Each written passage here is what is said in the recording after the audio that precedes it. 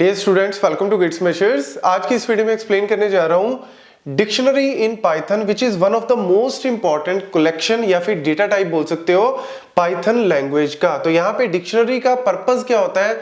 इसका सबसे important purpose ये है कि ये डेटा को की वैल्यू पेयर में स्टोर करता है, क्योंकि जब से हम लोग अनस्ट्रक्चर्ड डेटा की बात करते हैं, जहां पे हम बोलते हैं कि डेटा जो है वो हमारा स्ट्रक्चर्ड वे में नहीं है, अनस्ट्रक्चर्ड वे में है, और उस डेटा को स्टोर करने के लिए हमारे पास वन ऑफ द मेथड होता है की वैल्यू पेयर में डेटा को स्टोर करना। तो डिक्शनरी जो है वो पाइथन के अंदर वो आपको अलाउ करती है कि आपका डेटा जो है वो की वैल्यू पेयर में स्टोर होगा। It is similar to the hash table. जैसे हम लोग हैश टेबल यूज करते हैं, हैशिंग के कॉन्सेप्ट को यूज करते हैं हमारे एल्गोरिदम में भी आपने पढ़ा होगा। अगर नहीं पढ़ा एल्गोरिदम में हैशिंग तो मैं आपको ऊपर डिस्क्रिप्शन में इसका लिंक जो है वो दे देता हूं, इवन आपको आई बॉक्स में मिल जाएगा, तो वहां से हैशिंग का कॉन्सेप्ट भी पढ़ सकते हो। वैसे आपको अगर नहीं भी पता, मैं हल्का सा आइडिया आपको दे देता हूं। It is an unordered collection of item. तो कोई ऑर्डर्ड वे में डेटा नहीं है, अनऑर्डर्ड किसी भी तरीके से हम डेटा जो है वो डाल सकते हैं इसके अंदर। तो यहाँ पे सबसे इंपॉर्टेंट चीज है की वैल्यू पेयर का मतलब क्या है कि ये डेटा को एक तरह से अगर मैं बात करूं तो किस फॉर्म में स्टोर करता है? टेबुलर फॉर्म में। तो टेबल की तरह आप ले सकते हो कि टेबल में हमारे पास यहां पे क्या है, एक तो की वैल्यू है, एक तो की है, और एक क्या है, वैल्यू है। अब की क्या होती है? की काइंड ऑफ यूनिक, मतलब हमारे डेटा के अंदर कोई ना कोई यूनिक इस तरीके से चीज होनी चाहिए जिसके बेसिस पे हम सर्च कर सकें वैल्यू को। तो दैट इज कॉल्ड अ की। तो इसीलिए यहां पे लिखा हुआ है the key should be unique and must be immutable objects like number, string, tuple. मतलब की में आप नंबर, स्ट्रिंग, टपल कुछ भी डाल सकते हैं, and it is what, it is unique, क्योंकि आप की के दम पे ही तो वैल्यू को सर्च करोगे। जिस वैल्यू को आप सर्च करना चाहते हो, तो अगर की ही डुप्लीकेट हो गई तो ऑब्वियसली वैल्यू तो आप सर्च कर ही नहीं पाओगे। तो इसीलिए की मस्ट बी यूनिक। हाँ, वैल्यू आपकी डुप्लीकेट भी हो सकती है, वैल्यू में आप मल्टीपल चीजें भी डाल सकते हो। जैसे मुझे डेटा स्टोर करना है, फॉर एग्जांपल यहाँ पे की वैल्यू मैं डाल दूं 1। लेट्स सपोज ये एक आईडी की वैल्यू है, तो की मैंने वैल्यू डाल दी 1। यहाँ पे वैल्यू में मैंने नेम डाल दिया लेट्स से वरुण, की डाल दी 2, नेम डाल दिया लेट्स से मैंने रवि, ठीक है। की डाल दी 3, नेम डाल दिया मैंने वरुण। तो यहाँ पे इस तरीके से डेटा स्टोर किया जा सकता है, क्योंकि डेटा में वैल्यू यहाँ पे डुप्लीकेट हो सकती है बट की मस्ट बी यूनिक। ये छोटे छोटे पॉइंट्स हैं जो आपको पता होने चाहिए। तो इससे होता क्या है, इससे हमारी सर्चिंग जो है वो बहुत फास्ट हो जाती है as compare to the normal database. अभी आपको उसका एग्जांपल भी बताऊंगा, क्योंकि नॉर्मली आपके जो इंटरव्यूज में, जो आपके कॉम्पिटिटिव एग्जाम में या फिर आपके कॉलेज यूनिवर्सिटी एग्जाम में भी इस तरीके का क्वेश्चन पूछा जाता है, तो आप इजीली लिख सकते हो।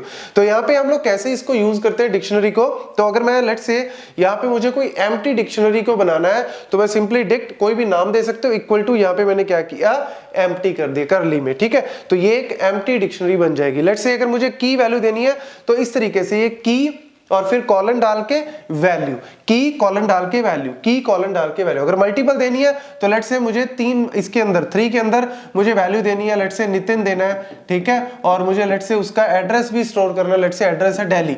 तो मैं अगर मल्टीपल भी देना चाहता हूं ना, तो मैं मल्टीपल इस तरीके से भी दे सकता हूं, मल्टीपल वैल्यूज। तो ये सिंपल सा एग्जांपल है किस तरीके से हम लोग डिक्शनरीज को क्रिएट करते हैं, और फिर प्रिंट करेंगे तो वैल्यू जो है वो प्रिंट हो जाएगा। ऑल्दो ये आगे फर्दर मैं एग्जीक्यूशन में भी आपको दिखाऊंगा, अभी फिलहाल के लिए सिम नोट कर लो जो इंपॉर्टेंट पॉइंट्स हैं। देन डिक्शनरी की value and it is what, mutable in nature. अगर आपने एक बना दिया है तो आप उसको दोबारा से एडिट भी कर सकते हो, डिलीट कर सकते हो, अपडेट कर सकते हो, ये चीज है। बट वैल्यू जो की वैल्यू है उसमें ऐसा नहीं है कि आपने कल को बोलो कि मैं यहां पे की वैल्यू को 1 कर दूं, नहीं भैया, फिर तो डुप्लीकेट हो जाएगी। तो इसीलिए की जो है वो एक तरह से उसको आप बोल सकते हो कि यूनिक होनी चाहिए, लेकिन जो ओवरऑल हमारे पास यहाँ पे की वैल्यू पेयर बन रहा है दैट इज म्यूटेबल। आप उसमें कुछ ना कुछ चेंजेस जो है वो कर सकते हो। मुझे कोई नाम में अपडेट करना है, वैल्यू में कुछ अपडेट करना है, डिलीट करना है, इंसर्ट करना है, आप कर सकते हो बाद में भी।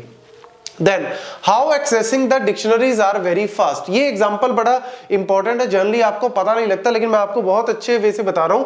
लेट्स से मैंने यहाँ पे एक डेटा को स्टोर कर दिया, तो ये की वैल्यू में कैसे स्टोर करता है? नॉर्मल में तो क्या होगा, टेबल में डेटा चला जाएगा। जब हम सर्च करते हैं, लेट्स से मैंने सर्च करना है what is the name of let's say की नंबर 15, तो ये कैसे सर्च करता है नॉर्मल डेटाबेस में? इस तरीके से सीक्वेंशियली सर्च करता है। सीक्वेंशियली सर्च करता है तो ऑर्डर ऑफ n तक कॉम्प्लेक्स कॉम्प्लेक्सिटी हो सकती है क्योंकि आपको सारे सर्च करने पड़ सकते हैं। लेकिन यहां पे हम डेटा को कैसे डालते हैं, की वैल्यू पेयर में डेटा को कैसे डालते हैं, हैश टेबल के कॉन्सेप्ट को यूज करते हैं। तो हैश टेबल का कॉन्सेप्ट क्या कहता है कि मैथमेटिकल फंक्शन को यूज कर दो, कुछ भी मैथमेटिकल फंक्शन को यूज करते हैं। लेट्स से मैंने यूज किया k mod 10, k का मतलब क्या है की, mod 10। तो लेट्स से यहाँ पे मैं इस तरीके से अपना डेटा स्टोर कर रहा हूं। तो लेट्स से ये मेरे पास डिफरेंट हमारे पास वैल्यूज है, 0 1 2 3 4 5, इस तरीके से हमारे पास मल्टीपल लोकेशंस हैं।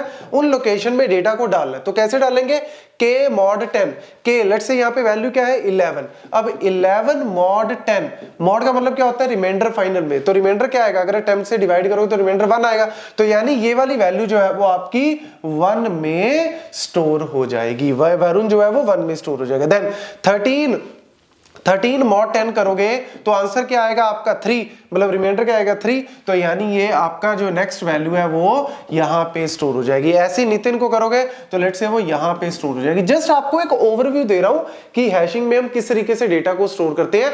डिटेल में देखना चाहते हो डिस्क्रिप्शन में दिया हुआ है, वहां से आप देख सकते हो। सिर्फ एक ओवरव्यू दे रहा हूं कि कैसे एक्सेस फास्ट है। तो हम डेटा को कैसे डाल रहे हैं, by using some mathematical function. तो हम डेटा को इस तरीके से इंसर्ट करते जाते हैं। अब लेट्स से मुझे सर्च करना है, मुझे सर्च करना है कि 5 का या 15 को, लेट्स से मुझे 15 का नेम सर्च करना है, ठीक है। तो मैं कैसे करूंगा, तो मैं उसको सर्च करने के लिए दोबारा फिर वही मैथमेटिकल फंक्शन को यूज करूंगा। तो मैं क्या डालूंगा 15 mod 10, क्या आंसर आएगा 5। तो मैं सीधा 5 लोकेशन में जाके वैल्यू को उठा लूंगा, मुझे एक एक करके सर्च करने की जरूरत नहीं है, डायरेक्ट उसी जगह पे जाके डेटा को उठा लूंगा।